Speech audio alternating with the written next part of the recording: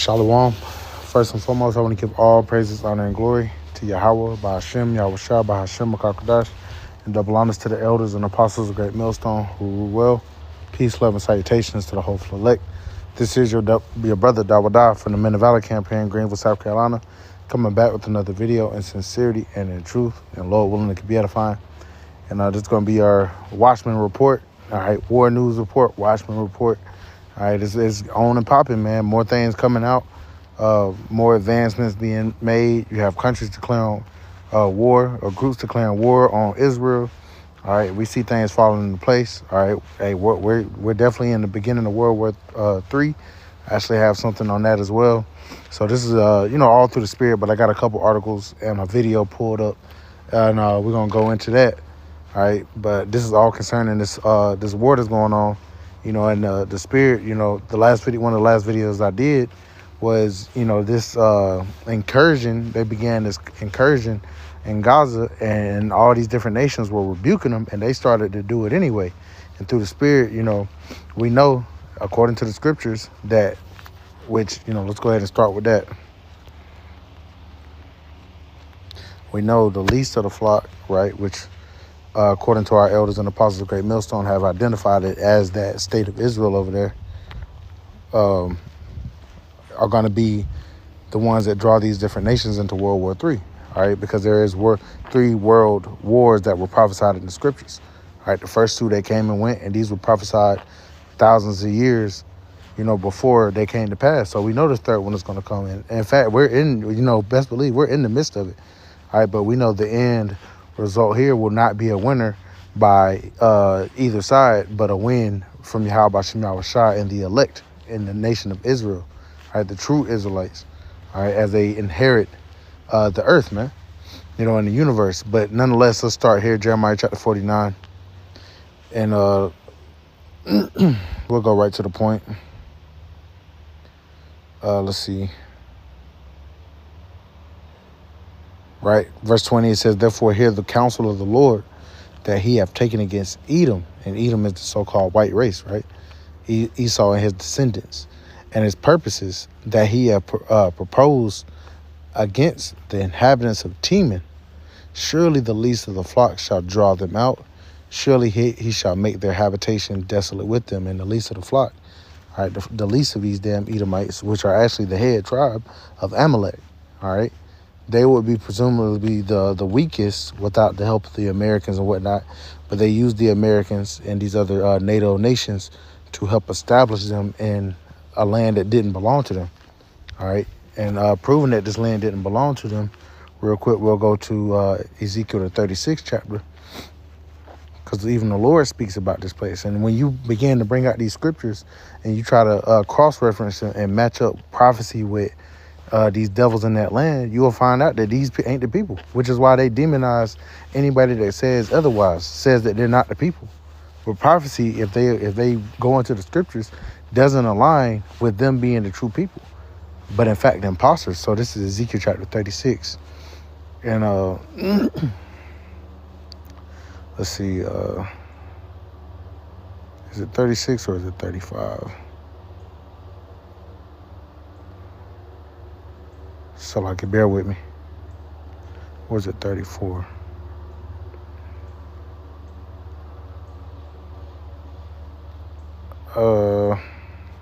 I think it's 36.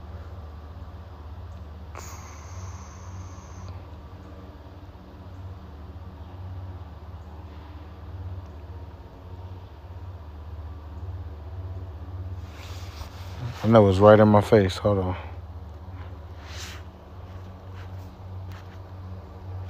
Let me just look it up.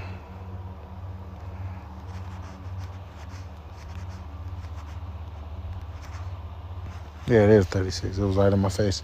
So, this is Ezekiel chapter 36 and verse 4.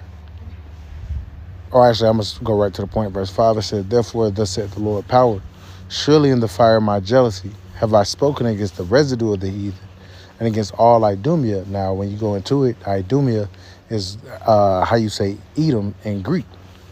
All right, it is the Greek way of saying Edom. All right, and we identify Edom as a so-called white man, right? It says, which have appointed my land into their possession with all the joy of their heart. When did that happen? In 1948, via the Balfour Declaration. Now, you can make the argument that there were people already in that land, which there were. Another group of heathens, all right, which are the Palestinians today, but these are nothing more than Ishmaelites, all right, but they don't align with being Esau Edom. Okay, those Middle Eastern or those Palestinians they're not Esau, all right, they're Ishmael, all right, now, but they're guilty, they're just as guilty as appointing that land. The Lord is, that's why the Lord is bringing these nations to that area to judge them, because our land extends more than just the borders of the state of Israel. Or with you got Palestine over there, you got Saudi Arabia, Hey, that it's a good portion of that land over there that belongs to us. That's the Lord's land, But this is against Esau Edom mainly. All right. Hey, because the scriptures say that the Lord will have war with Amalek from generation to generation, and Amalek is the very tribe of Esau that inherited his land, and particularly via the Balfour Declaration, right after World War II. It says, once again, verse 5 again, it says, therefore thus said the Lord of power, surely in the fire of my jealousy have I spoken against the residue of the heathen, and against all Idumea, which have appointed my land into their possession with the joy of all their heart, with spiteful minds to cast it out as for a prey. All right, so you appointed the Lord's land into your possession with the joy of all your heart. All right, hey, the scriptures say that you oppress a man in his heritage, man, even a man in his house. All right, you basically made it seem like you're us, and we're just, we're African. Y'all gave us the lie that, y'all are African. That's where we got you from.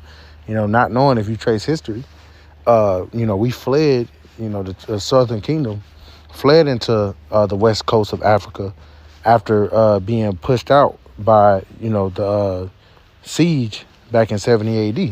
All right, the siege on Jerusalem by the Roman Empire, and they know that history.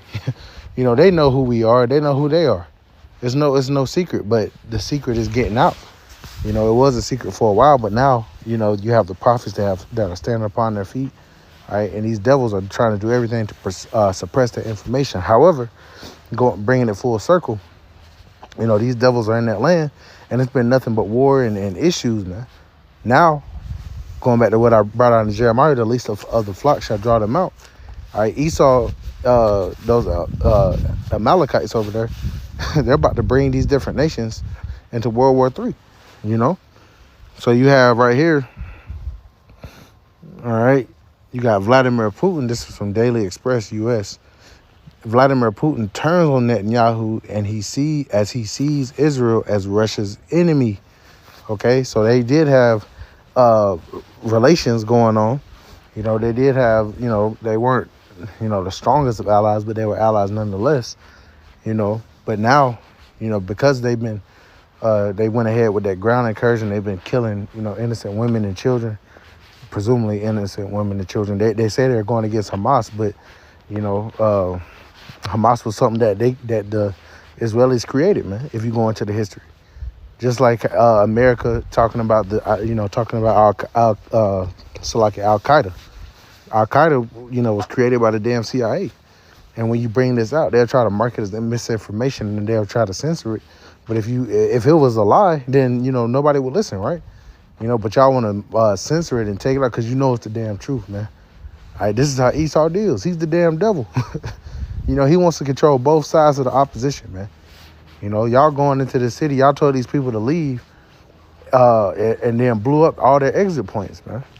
A damn devil. So, even you got Vladimir Putin pretty much condemning them on this. It says Vladimir Putin will now see Israel as an enemy as he moves closer to Iran and sides with Hamas. And that's prophecy. All right. Ezekiel, the 38th chapter. The Lord commanded them to be a guard unto these different nations, to come up against America and the land of Israel. It says, as he moves closer to Iran and sides with Hamas in the Middle East, a former speechwriter for the Russian president tells Daily Express US.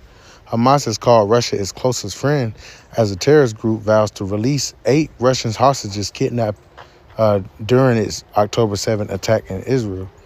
Putin appears to be breaking from his previous line of neutrality over Israel and Palestine. And see, that's the Lord working on his heart. The lines are being drawn in the sand, right? It says this week he called on Israel to cancel his ground invasion into Gaza. It says Abbas Galiamov, a former speechwriter for Putin from 2008 to 2012, who lives in Tel Aviv, tells Daily Express US that Putin has become more reliant on Iran for weapons, and this is why he has shifted to a more pro-Palestine stance. So, that's pretty much all I'm gonna read on that. He's, beginning to see Israel as an enemy, and we know America's number one ally or Israel's number one ally is going to be America, and we already know America and Russia are already at odds. So, we see how the lines are being drawn. So we have right here from RT News, and this is all pretty much news coming out today, man. Things are very much heating up. All right, so this is from RT. It says World War III has already started. And I'm not even going to, I'll try to say it. Fyodor Lukyanov says the new global war comes as a series of intertwined conflicts rather than a single major one, the Russian foreign policy expert believes. The Third World War is already underway. I'm going to say his last name. Lukyanov, Russia's leading foreign policy expert, has said a world order that has been unpleasant but manageable is being broken down, and currently there seems to be no mechanism for the resolution of conflicts, including the ongoing escalation between Israel and Hamas, he believes. Lukyanov, who is chairman of the Presidium at the Council of Foreign and Defense Policy, think tank and editor-in-chief of Russia in Global Affairs magazine, made the remarks in an interview published last week by newspapers. I'm not even gonna try to say that. Forgive me. It says of late the world has been seeing old frozen conflicts between reignited. Lukyanov said, citing the Nagorno-Karabakh hostilities, the Russian-Ukraine standoff, and the new escalation in the Middle East as examples. The ongoing array of conflicts is effectively a new world war, which appears to significantly differ from the two global conflicts of the 20th century. Lukyanov, who is also a research director of the Valdez International Discussion Club, suggested. So he's saying, this is pretty much different from the other wars, but you got global conflict going on, man. And you have allies, pretty much linking up and providing support on different fronts, all right? And that's pretty much what a global war is. So World War III has already started, which we've been saying that through the Spirit. This is just more confirmation of that, okay? So we're going to finish off here with Yemen. Yemen has become actually the first nation to pretty much properly formally declare war on Israel. And you're going to have more countries that follow, Iran, Turkey, Iran, Turkey, Syria, Lebanon. You already have these different proxy armies pretty much already fighting, but you might have these countries itself declare war. The app is called 2 Dots. Get this ad out the way. Check it out. We'll go back.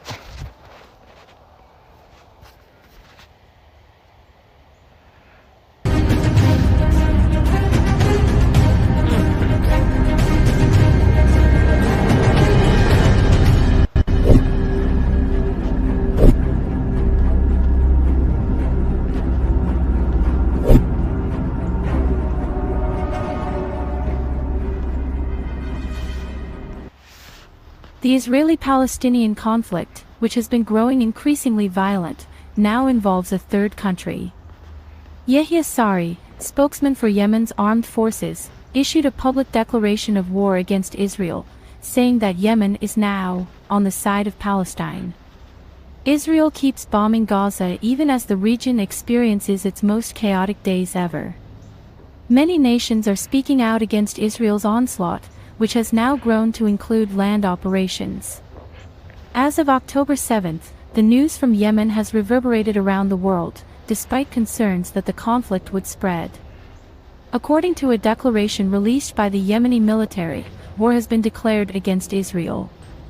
In a statement read in front of cameras, Yemeni Armed Forces spokesman Yehia Sari said, "As the Yemeni Armed Forces, We are extending a helping hand to the oppressed people of Gaza in accordance with our moral, humanitarian, and religious responsibility and at the request of the Yemeni people.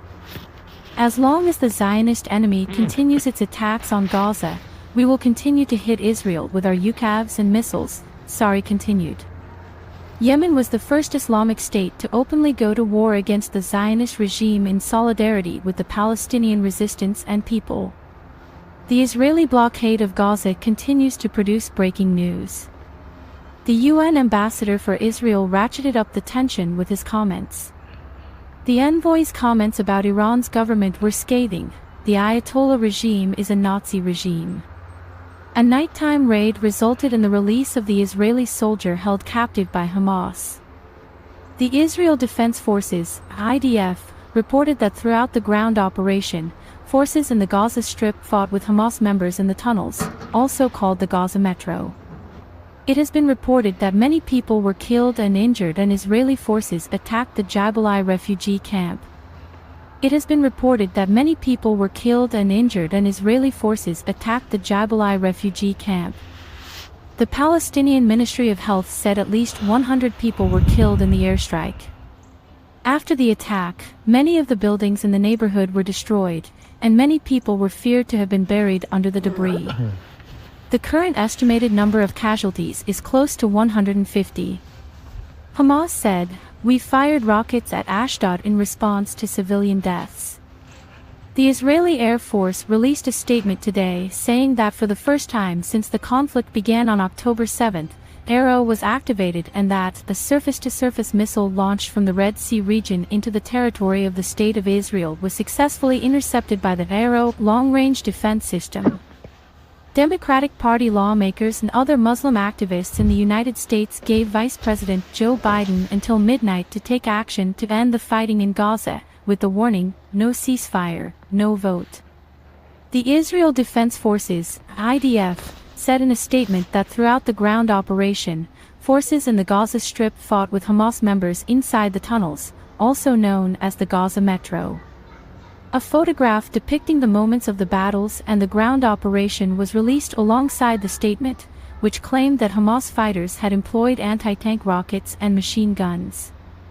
Axios has been told by two Israeli sources that since Friday, when the ground offensive began, more than 20,000 Israeli troops have invaded the Gaza Strip. The health ministry in Gaza reported that 8,525 Palestinians had lost their lives as a result of Israeli bombardment. Attacks on U.S. personnel in Syria and Iraq have been on the rise since the Israeli-Palestinian crisis began on October 7. Drone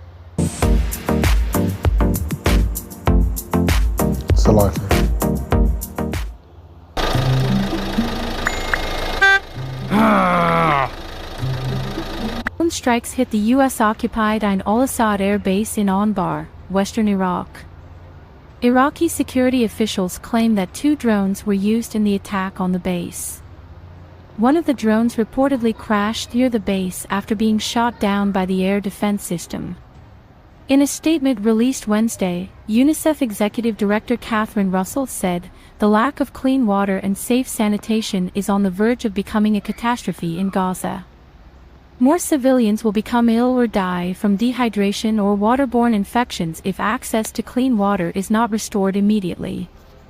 UNRWA, which provides aid and shelter to Palestinians, reported that 64 UN workers had been murdered in Israeli attacks on Gaza.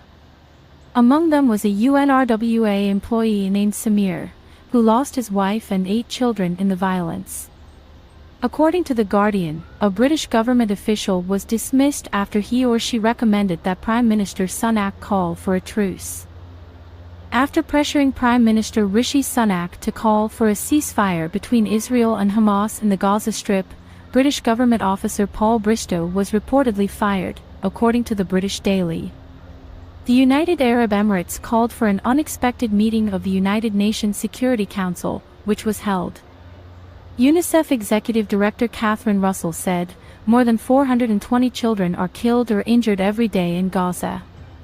The Palestinian Red Crescent issued a statement saying that there are ongoing artillery and airstrikes on the Tal Awa area in Gaza where Al-Quds Hospital is located. A panicked crowd of evacuees and medical staff watches as the building shakes. On Sunday, the group claimed that they were under threat from the Israeli government to close the hospital. Officials noted that 14,000 individuals, including paramedics, called the hospital home. A huge number of Hamas terrorists were neutralized in ground operations in the Gaza Strip, and hundreds of Hamas military targets were destroyed, according to a statement released by the Israeli Air Force. Hamas's anti-tank and rocket launching locations, tunnel shafts, and military installations were among the almost 300 targets destroyed in the last 24 hours by Shin Bet and Iman-led units of the Israel Defense Forces, IDF. Palestinian local sources have said that the Israeli army's attacks on the blockaded Gaza Strip last night and throughout the night resulted in the deaths of at least 69 civilians. Prime Minister Netanyahu of Israel pressed European Union leaders to put pressure on Egypt to accept refugees from Gaza. The Financial Times, a British newspaper, made this assertion. The British publication cites people familiar with the discussions who say the notion was proposed in meetings with European officials last week. The same survey found that while countries like Austria and the Czech Republic were in favor of the notion, European heavy hitters like Germany and France were not. As the ground offensive progressed, Hamas claimed to be fighting with Israeli troops deep within Gaza. According to a Hamas statement, the group fired missiles against Israeli tanks located in the southern and northwest corners of the Gaza Strip. The military arm of Hamas, the Qassam Brigades, broadcast the moment an Israeli Merkava tank was destroyed on social media. Tanks have reportedly been placed on the main north-south road in an effort to divide the strip in two, and Israel has recently increased its military operations in Gaza, advancing into Gaza City from two directions. According to sources cited by Al Jazeera, Israeli soldiers reportedly attacked the home of Salah al-Arawi, the deputy head of Hamas political bureau, in the occupied West Bank. The Committee to Protect Journalists reported 31 journalist deaths in the ongoing conflict between Israel and Hamas. There have been 26 journalist deaths in Gaza and 4 in Israel since October 7th. According to Israeli reports, 171 assistance trucks have entered Gaza since the conflict began, with 39 entering on Monday alone. Hamas hostages are freed. In the end, Natalie Ronen went back to her Chicago apartment. Israel's consul general in Chicago confirmed that Natalie Ronen, the American woman freed by Hamas alongside Judith, has returned to her Chicago apartment. Since October 7th, the Israeli army has launched 18,000 tons of bombs on the Gaza Strip, which is 1.5 times more than the bomb dropped on Hiroshima during World War II. How many subscriptions are you? We'll stop it right there. Damn. They just over there shooting shit up, man. And at this point it seems like, and that's what they've been saying, it's been like overkill, man. But nonetheless, just wanted to share that information. You got a lot going on right now. All right, things are heating up. We're going to continue to watch as well as pray. This is the Watchman Report. All right, Lord willing, if, more news comes out, Lord willing, the Spirit is on me to do more lessons. All right, Lord willing, is edifying. I want to give all praises, honor, and glory to Yahweh, Bahashem, Yahweh Shah, Bahashem, Kakadash, and double honors to the elders and apostles of Great Millstone who rule well.